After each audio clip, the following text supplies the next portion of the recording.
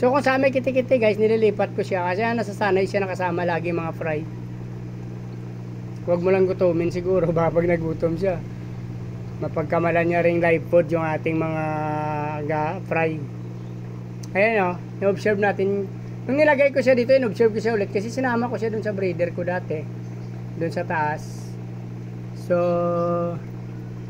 nung binalik ko siya, binitawan ko rin siya at ganito rin ginawa ko. In-observe ko kung kakainin niya yung mga danyo ko. So wala naman, ulit nasanay pa rin siya guys. Yan o mga gapi natin, hindi niya naman tinutuklaw yan o. Lumalapit sa kanya yung mga danyo. Yun mga gapi, yan. Hindi siya kumakain. Yan sa bunganga niya na guys o. So tested na natin yan guys na hindi siya kakain. So iwanan na natin dyan yung ating